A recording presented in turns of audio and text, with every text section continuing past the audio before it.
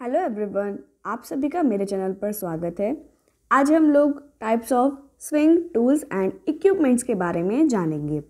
इससे पहले मैं इसके 2 पार्ट्स बना चुकी हूँ, जिसमें मैंने कुछ पार्ट्स और कुछ टूल्स और इक्विपमेंट्स मैंने आपको एक्सप्लेन किए थे कि जो सिलाई करते वक्त हमें लाभकारी होते हैं। वैसे तो कई प्रकार के होते हैं, इनकी अलग अलग वेरिएशंस होती हैं, जैसे मार्किंग टूल, स्विंग टूल और ड्राफ्टिंग टूल। इस तरीके से कई सारी चीज़ें होती है, लेकिन हम जो मेन हैं सिर्फ उनको डिस्कस कर रहे हैं यहाँ पे, सबको मिक्स करके। तो इससे पहले मैं 2 पार्ट बना चुकी हूँ, तो आप लोग वो जाकर देख लें और उसके बाद यहाँ पर आकर कंटिन्यू करें। तो आइए स्टार्ट करते हैं और आगे बढ़ते हैं। तो आइए आज कुछ सीजर्स के बारे में डिस्कस कर लेते हैं, जिसकी हमें ज़रूरत पड़ती है जब हम सिलाई करते हैं। स्विंग सीजर, मैं सीज़र को एक सेपरेट वीडियो में मैं आपको डिस्कस कर चुकी हूँ, तो आप जाके वहाँ पर भी इसको देख सकते हैं। मैंने उसमें काफ़ी सारी वेरिएशंस बताई हुई हैं कि कितने प्रकार की सीज़र्स होती हैं और उनका क्या क्या फंक्शन होता है, वो दिखने में कैसी होती हैं। तो सब चीज़ के बारे में एक मैंने वीडियो बनाई हुई है, तो आप वहाँ जाकर भी देख सकते हैं। और इसमें हम थोड़ा सा समरी डिस्कस करेंगे कि हमारी ये सीज़र, मैं इसमें सारे सीज़र्स तो नहीं बताऊँगी, लेकिन हाँ कुछ जो ज़रूरी होते हैं उन सीज़र्स के बारे में बताऊंगी। लेकिन जो वो वाली वीडियो है मेरी, उसमें मैंने सभी सीज़र्स के बारे में बताया हुआ है।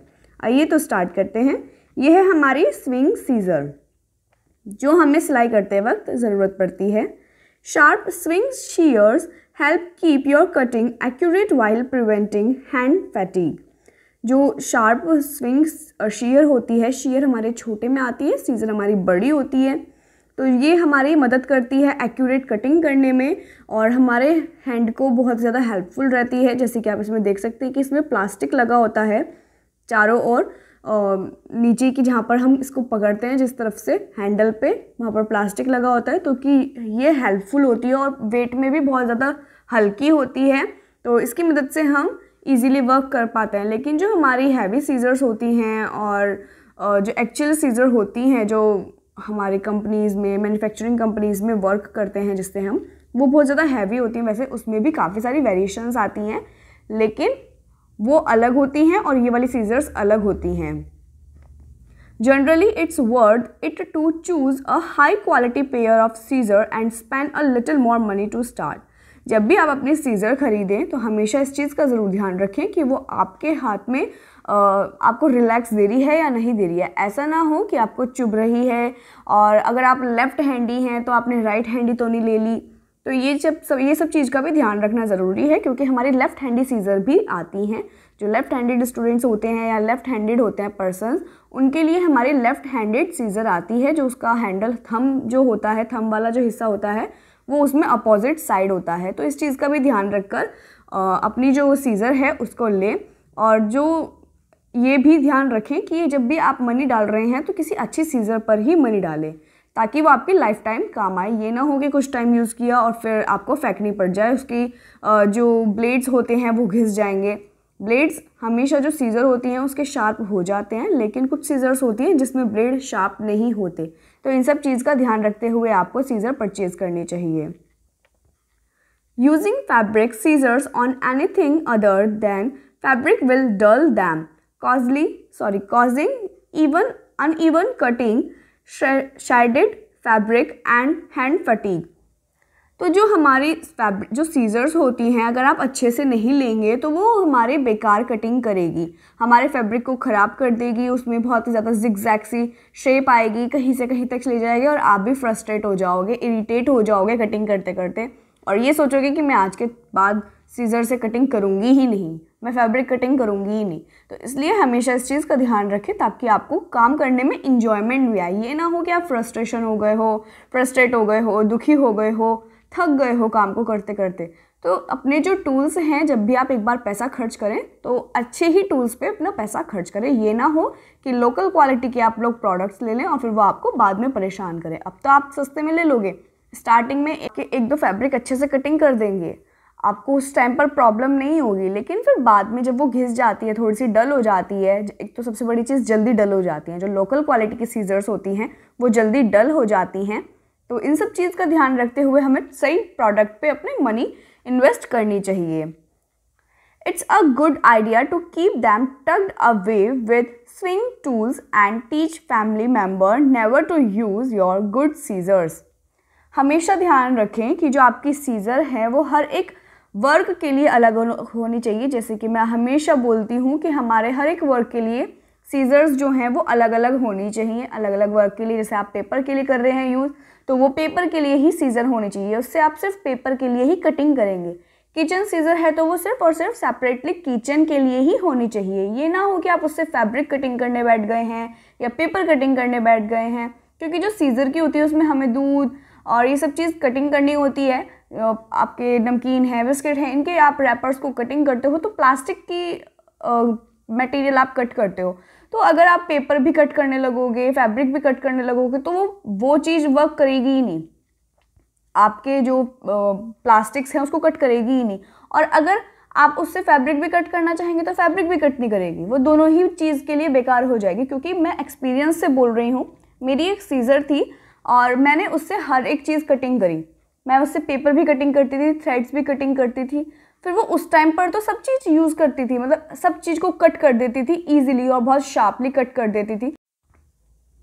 मैं सोचती थी कि क्या ज़रूरत आ रही है कटिंग करने की, लेकिन नहीं, आप अगर उस वक्त नहीं करेंगे, स्टार्टिंग में ही नहीं करेंगे इन सब चीज़ को, तो क्या होगा, आपको बाद में जाके प्रॉब्लम होगी। वो सीज़र ख़राब हो गई, क्या हुआ, या तो वो ओवरलैप होने लगी, उसमें जो हम हैंडल से पकड़ते हैं वो ओवरलैप होने लगे, फिंगर्स का और थंब का एक साथ ओवरलैप होने लगा, और जो उसके ब्लेड्स थे वो भी डल हो गए, और भी कई सारा रस्ट आ गया, उस पर जंग आने लगा धीरे धीरे, क्योंकि वो पानी का भी, जो पानी के रैपर्स होते थे उनको भी कटिंग करने लगी, तो क्या हुआ, उस पर रस्ट आ गया, तो वो काम की ही नहीं रही, वो बहुत जल्दी ख़राब हो गई scissor.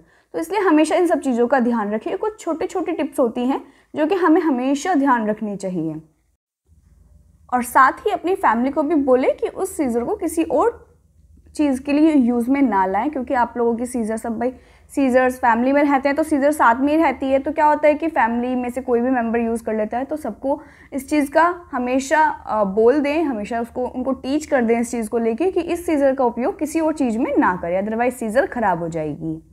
To keep your scissor in good condition, clean the blades regularly and oil them occasionally. अपनी सीज़र को जब भी आप कट करें, कट करने के बाद उसको ऑयल से क्लीन कर लें, राइट। तो क्या होगा, उसमें जो स्मूथनेस रहती है वो स्मूथनेस रहेगी, उसमें जो जंग लगना होता है वो जंग नहीं लग पाता। ऑयल हम क्लीन टाइम टू टाइम, जैसे कुछ भी वर्क किया उसको क्लीन करके उसमें ऑयल करके और फिर उसको अच्छे से उसको उठा के रखें, नहीं तो क्या होगा, उसमें रस्ट लग जाएगा, उसमें जंग आ जाएगा, तो कई सारी प्रॉब्लम्स आने लगेंगी, आपका फैब्रिक उसी में ही फंसने लगेगा, तो इस टाइप की प्रॉब्लम्स आ जाती हैं। तो इन सब चीज़ का ध्यान रखें, हमेशा सीज़र का, कोई भी सीज़र हो उसका ब्लेड ज़रूर क्लीन करके रखें। Avoid overextending the blades by trying to cut through too many layers at a time.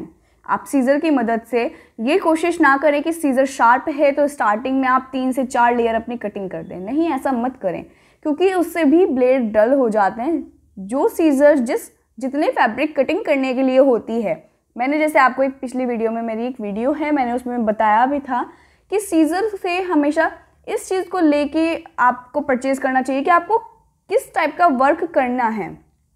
अगर आप टेलर हैं, आपका बुटीक है, तो आप काफ़ी सारी लेयर्स एक दिन में कटिंग करते हैं, 2 लेयर कटिंग करते हैं और काफ़ी सारा प्रेशर भी रहता है वर्क, तो आपको हैवी ड्यूटी सीज़र लेनी चाहिए, यानी कि जो भारी सीज़र होती है वो हमारे मैन्युफैक्चर जो काम का जिस पर बर्डन होता है सीज़र से रिलेटेड उसके लिए होती हैं। लेकिन कुछ सीज़र्स ऐसी होती हैं, जैसे लाइट वेट जो सीज़र्स होती हैं वो इसलिए होती हैं कि जो घरेलू वर्क होते हैं, थोड़ा बहुत काटना करना, जो साल में या महीने में 1-2 बार फैब्रिक बनाते हैं, गारमेंट बनाते हैं, उनके लिए वो सीज़र्स होती हैं। तो हर वर्क के लिए अलग अलग सीज़र आई हुई है, हर प्रोफेशनल के लिए सीज़र्स होती हैं, तो अपने प्रोफेशनल के अकॉर्डिंग आप सीज़र को ले लें, तो और उसका ध्यान भी रखें हमेशा। तो ये ना करें कि कई सारी लेयर आपने एक बारी में कटिंग कर दी, जिसकी वजह से आपको इन फ्यूचर में प्रॉब्लम आ सकती है।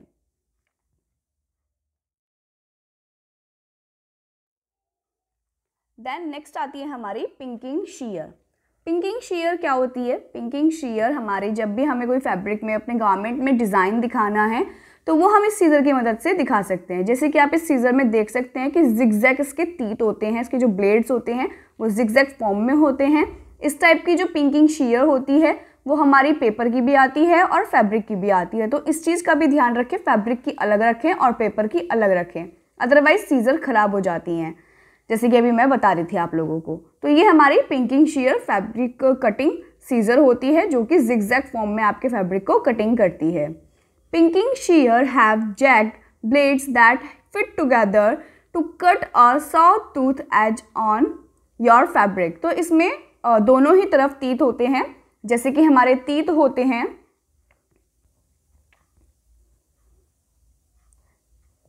हमारे जो तीत होते हैं वो ऊपर और नीचे इस तरीके से होते हैं,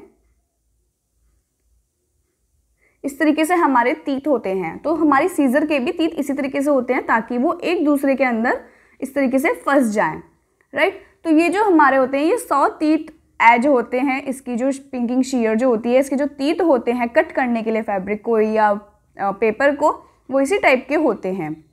For many tightly woven or non-fraying fabrics, a pink edge is sufficient as a seam finish। तो जो टाइटली वोवन फैब्रिक होते हैं या नॉन फ्रेइंग फैब्रिक होते हैं, यानी कि जैसे कि मैंने बताया कि जो फैब्रिक ज़्यादातर इस टाइप के होते हैं जिनके एजेस निकल जाते हैं कटिंग करने के बाद,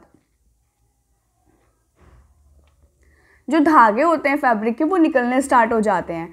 तो हमें इस सीज़र के लिए ऐसा नहीं करना कि जिसके धागे निकल जाते हैं, रेशे बाद में निकल जाता है कटिंग करने के बाद, उसको कटिंग कर दो तो वो टिकेगा ही नहीं फैब्रिक, ना उसकी जिस तरीके से आप उसको स्टाइल करोगे ना ही वो चीज़ टिकेगी। जैसे वेलवेट फैब्रिक होता है और भी हमारे फेल्ट शीट्स होती हैं, तो इस टाइप के जो फैब्रिक होते हैं इनके ऊपर हमें अपनी पिंकिंग शीयर का उपयोग करना चाहिए। या सैंडविच फैब्रिक्स होते हैं तो इनके रेशे नहीं निकलते कभी, तो इस टाइप के फैब्रिक के ऊपर ध्यान रखकर हमें पिंकिंग शीयर का उपयोग करना चाहिए। ये ना हो कि हम ऐसे फैब्रिक पर भी यूज़ कर लें जिसके धागे ऑलरेडी निकले हुए हैं, उसको सिर्फ फिनिश करने के लिए हम उसका उपयोग कर लें।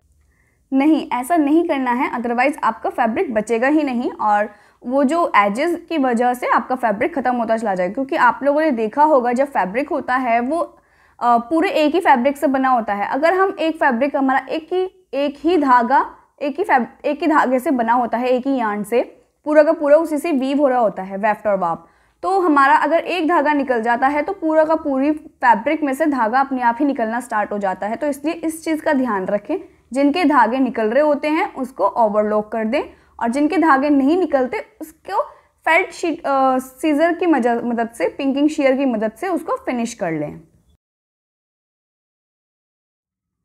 This is especially handy when working with lightweight fabrics, that is seam finish will add too much thread or weight to the seam।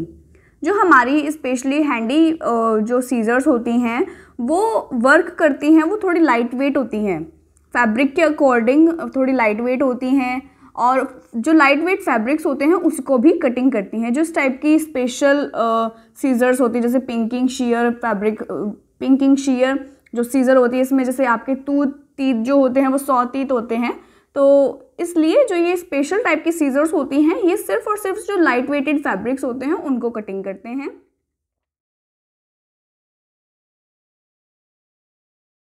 That a seam finishes will add too much thread or weight to the seam. Using pinking shear or non-fraying fabric such as fleece helps reduce a blunt edge from showing through when pressing a seam and adds a finished look to the fabric। तो जब जो पिंकिंग shear है जो हमारी ये जब हम इसका इस्तेमाल करते हैं तो ये नॉन फ्रेइंग फैब्रिक के ऊपर इस्तेमाल की जाती है, जैसे कि हमारा फ्लीस फैब्रिक होता है और मैंने वेलवेट भी बताया, और भी ऐसे कई प्रकार के फैब्रिक्स होते हैं जिनके धागे नहीं निकलते, तो उस टाइप के फैब्रिक के ऊपर इसका इस्तेमाल किया जाता है। और जो कि जो एजेस होते हैं इसके टाइम टू टाइम ब्लंट होने लग जाते हैं from showing through when pressing a seam and adds a finished look to the fabric. जो आपके जो फैब्रिक होते हैं उसके जब वो कटिंग करती है सीज़र, तो आप देखते होंगे कि उसके जो एजेस हैं वो ब्लंट होने स्टार्ट हो जाते हैं, यानी कि एक शेप में आ जाते हैं, घिस जाते हैं, बंद हो जाते हैं, एक प्रॉपर अच्छी सी सुंदर सी शेप दे देती है ये सीज़र। और इसकी मदद से जो आपका फैब्रिक होता है वो भी बहुत ज़्यादा सुंदर लगने लगता है, एक उसको डेकोरेशन मिल जाती है, वो डेकोरेट सा हो जाता है आपका fabric. As with other swing scissor, use pinking shears only for fabric and keep them clean and oil. तो जो हमारी swing scissors होती हैं, use pinking shear only for fabric। जो हमारी पिंकिंग shears, वैसे तो सभी जो सीजर्स होती हैं वो अपने अपने सेपरेट वर्क के लिए लेनी चाहिए, लेकिन पिंकिंग shear एक ऐसी सीजर होती है अगर फैब्रिक के लिए है तो सिर्फ वो फैब्रिक के लिए ही है, और उसको ऑयल और क्लीन करके रखना चाहिए। जैसे कि मैंने आपको भी ऊपर बताया था, हमें अपने सभी टूल्स को अच्छे से क्लीन करके, ऑयलिंग करके, उसको बंद करके फिर रखना चाहिए।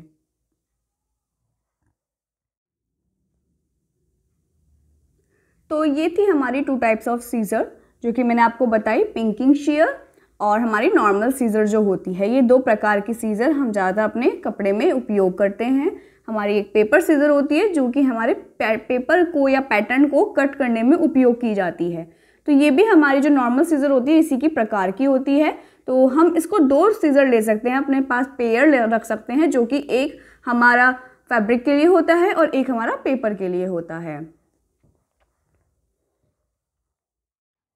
सो आई होप कि आप लोगों को मेरी वीडियो पसंद आई है, लेकिन फिर भी आपको कोई क्वेरी है, कोई क्वेश्चन है जो आप मुझसे पूछना चाहते हैं, तो मेरी वीडियो के नीचे कमेंट सेक्शन ओपन रहता है, आप वहाँ पर जाके मुझे कमेंट करके भी पूछ सकते हैं।